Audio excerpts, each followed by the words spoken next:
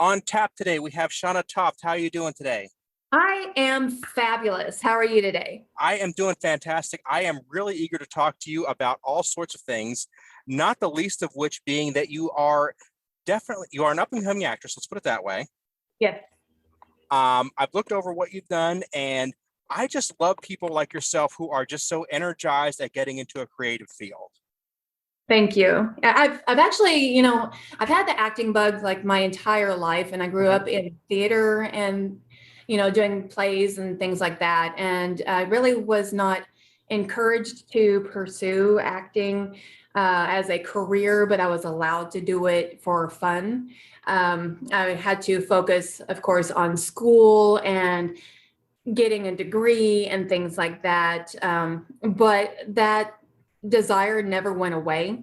I did what my parents wanted me to do as far as school and college and such. And I wound up taking actually a really long break from doing any acting whatsoever because I wound up moving out of my parents' house and getting with my now ex-husband, but I moved to another state when all of that happened. And there really weren't acting opportunities up there in the mountains. And so that kind of just fell away for a couple of decades. It's funny because I'm 42 years old and I actually still play a high school kid from time to time. And I There's worse have situations to be in. I know it's crazy because, I am a single mom. I've been a single mom for 11 years and I got back into acting 3.5 years ago. My kids are older now. My oldest is 20. I've got an 18-year-old, 16-and-a-half-year-old, 15-year-old, and 13-year-old. And so, obviously when they were younger, I wasn't able to really do anything but, stay home and raise small kids because I had three of them in diapers at the same time at one point, and that's kind of crazy. So you can't really, really get into stuff that you want to do acting wise and that sort of thing because of the time commitments. But 3.5 years ago, I got pushed back into acting when a really good friend of mine saw an audition notice and she's like, you know what, girlfriend, you need to go do this. And so I said, okay, I'll go check it out. And then that just reignited my passion for it. And I have been booking ever since. And I just love it. I train with Glenn Morshower, who is extremely active on Clubhouse. If you are an Apple user, you've had access to Clubhouse for quite some time now. If you had an invite, Clubhouse is now available to Android users. So once you accept an invite, once you get an invite and accept it on Clubhouse, please be sure to search up Glenn Morshower. He is an amazing acting coach. I've been with him for 2 years and he is just a cornucopia of wisdom. And I've learned so much from him, but he is also completely about total wellness, mind, body, and spirit, and that fully folds into how you come across on camera as well. Because if you've got junk going on in your life, it's going to show in your face and in your presence. And I've learned so much from him, not just acting, but total essence from him. So that's a little digression from our discussion, but I just wanted to plug him a little bit too because he has been an integral role in my acting career. So I'm very, very grateful to have been connected with him. And I've made so many really, really super great connections, especially within the past year. And it's amazing because even with COVID, things have not slowed down for me, at least in the acting realm, because I live in a right to work state. And so we have still been moving forward with independent projects and things like that. And we even through COVID filmed Cruel Summer. My two oldest boys and I worked on that for 2 months. Earlier this year, we COVID tested every Monday, Wednesday, Friday. And we were so excited when we got an air date for Cruel Summer. We actually don't have any lines in the show, but I am a reporter in episode 5, and you will see all 3 of us a whole lot in episode 5 in particular. That's the one that just aired. We're actually in almost every single episode, and we had such a great time. My agent does encourage us, if we want to go ahead and be an extra on SAG Productions, because there is an opportunity for us to be bumped up or even sometimes get an audition, which one of my sons did get an audition with Beth Sepko. And I thought that was really, really cool. That was his first audition ever. And it was a really, really close decision between my son and one other kid who was working on the show since day one as well. So the other kid wound up getting that little speaking part, but my son is actually on the official Freeform page for Cruel Summer. So his photo and then a video of the 3 of us is on the official Cruel Summer Facebook page. So I'm really happy about all of that. And that I've got a lot of stuff coming up. So I'm going to pause for a moment and allow you to ask questions as well. Well, it's not so much a question, but a lot of the stuff you're talking about here is part of the Trilobyte part of Hungry Trilobyte, in that I'm not a spring chicken. I'll be honest with you. I'm about to turn 40 next month. And a lot of my colleagues and fans are in that same boat where it's like, we like these things, but we're not just discovering it for the first time. We've been around the block. And in some, I've heard a lot of my fellow, artists on Twitter, they'd be like, did I miss the boat? Is it too late for me to start? And what you're talking about is exactly the opposite. You're saying you're getting going now and you're having a hell of a success at it. Right, exactly. And I attribute a lot of that also to relationship equity, but it's also just not being afraid to take even a small step to change what you want. Sometimes it is a giant leap. I mean, I completely quit my job on Friday and I could not be happier. I mean, it was the best Mother's Day gift I ever gave myself. I am no longer a slave to somebody else's time clock. I work when I want to work. And even as a single mom, I mean, you can't be afraid to start something new, because if it is something that you are meant to do, it's going to work out. And I encourage people also to speak things into existence. If you're a religious person, the good book says not to worry about anything, and the power of the word is incredible. And if you believe in the law of attraction too, that's a very, very real thing. I mean, sometimes negativity does creep into your life. You have doubts and things like that, but you need to get to a point where you're okay with saying, you know what, this too shall pass. We're going to get through all of this, and I am successful. I done did that. You know what I'm saying? So I've learned to speak about things as if they've already happened. And I don't know how many people out there do vision boards, but I actually do vision boards, and I have expanded that into a manifestation wall. And so I have a subscription to the Hollywood Reporter.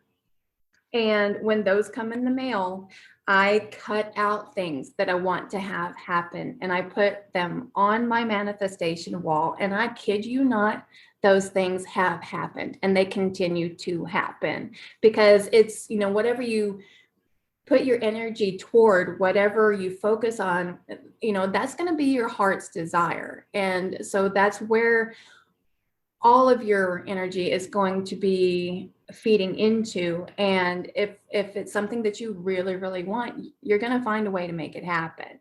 Your energies will line up, your connections will line up, and you will be successful. If you have even a shred of doubt that something's going to happen, well, that puts a hurdle to what it is that you want to do. So if you're starting, I don't know, Kathy Bates, she is like one of the most amazing actresses out there, and she was definitely in her midlife when she got her big break. And so, I mean, you don't have to be 15 years old in this industry. You don't have to be, somebody wet behind the ears to actually start the career you were meant to have or pick it back up. If you had to have a detour for family reasons, taking care of a sick parent or raising kids or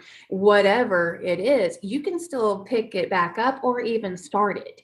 If it's in your vision, it is completely possible for you to do. You just have to direct your energies on the right path.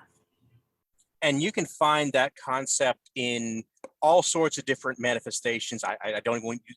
We had Samora Smallwood from Star Trek Discovery on not too long ago, and she has a phrase, "manifest your shit," which basically is exactly what you're talking about in a slightly different spin.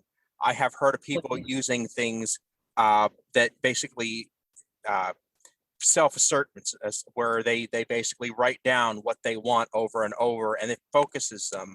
And it's difficult to say exactly how it works, but once you manage to get yourself focused and just stop assuming the world will come to you, that puts a lot of power in you. Right, exactly. I mean, the world is not going to help out a lazy person. That's all there is to it. You're not going to have success just fall in your lap. You have to work for it. I was also raised on Dave Ramsey principles. So I don't have credit cards. I don't have debt accumulating. I did just buy another Lexus, and I do have payment on that, but that will be paid off by like this summer, and I just bought it in February. So I'm talking like very, very short-term stuff, but I'm not accumulating credit card debt. I'm not accumulating all this other stuff that's going to eat at my ability to be successful because, oh man, I've got to cut back on that interest rate and that sort of thing. So spend wisely, save wisely. Don't spend more money than you have unless, you have to finance a house or something like that. Be really smart about your choices, and, don't do things that are going to put more hurdles in your way. If you're having financial issues, then that's going to put a hurdle in your way. So just be really, really smart about purchases and things like that. I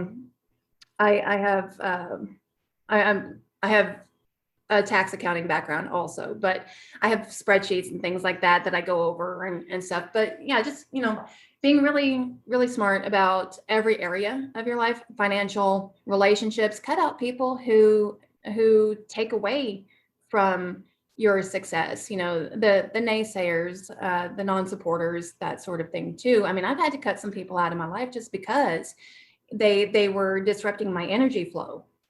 And I can't have that. I refuse to have that. And so there's only positive people in my life. And that's one of the reasons that I no longer have a job, because it was a life sucker for me. And granted, they were working around my film schedule and everything, but I wasn't happy. And if something's not making you happy, you are the only person who can make that change. And sometimes it's a really scary thing, but you've got to push past all of that and just realize that making that change is opening the door to your success with whatever it is you want to do.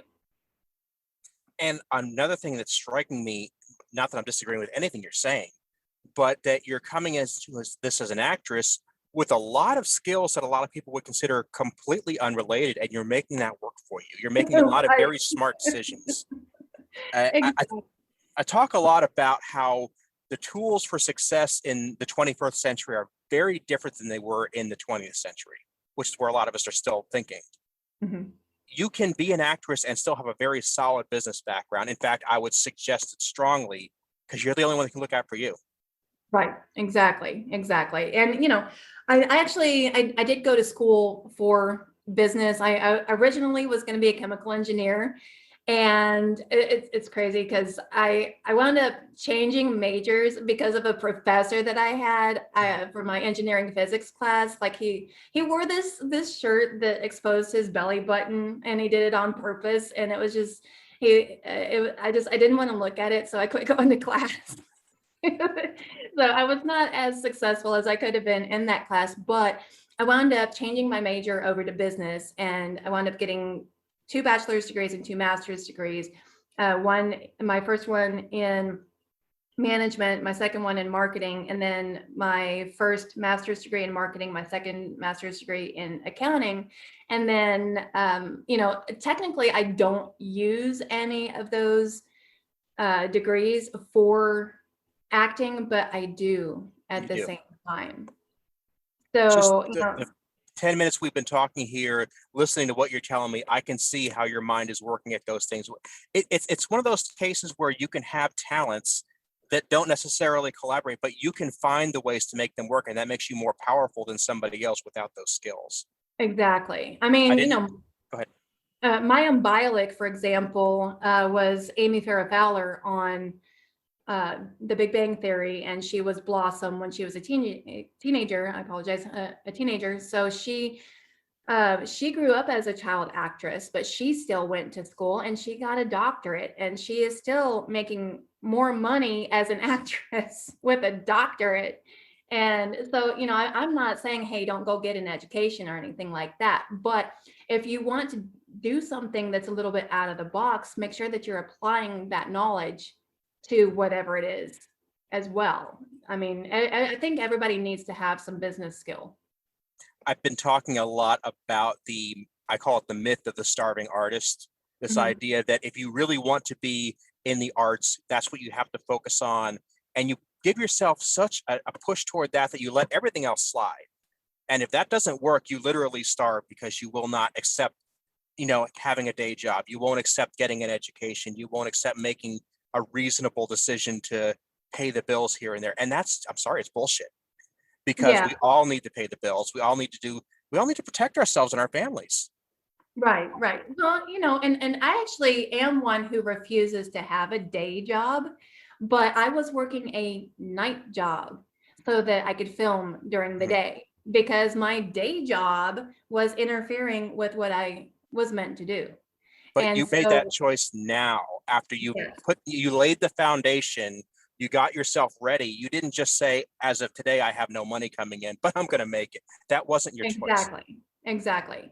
Well, and that's not the whole phrase starving artist is just, that's kind of a phrase that we don't like to say, Mhm. at least not in my acting class. We're like, yeah, don't ever call yourself that, because that's what you are going to become, Mhm. because whatever you speak is whatever you're putting your focus toward. So we are not any of that. We are working actors. So we even changed the name of our class. We are the Extra Mile Working Actors Workshop, because that is where our focus is. We are not any kind of starving artists, but we're also applying business principles. We're applying, total wellness to ourselves. And we're not like, oh, yeah, just go quit your job. No, please have a job. Whatever you have to do to make sure the bills are paid, please do that. But also have this focus if this is something that you want for your career. Don't just throw everything to the wayside and be like, oh yeah, I'm just, I'm gonna throw caution to the wind. No, be smart about it. Whatever change you're making in your life, be smart about it. The four walls are more important than um, you know, potentially living in a tent somewhere. Mhm. You know what I'm saying? And like you said before, there is a peace and a focus that comes with not having to worry about those practical things, not having to worry about what's going on off the stage. Right. There is, because when you have those burdens because you've made a poor decision and you haven't prepared first, then that carries over into what you have put your energies toward in your career. So I don't know. I'm just going to tell people, just be smart, be really, really smart about it. Make sure that especially your financials are in order before you make any huge jump.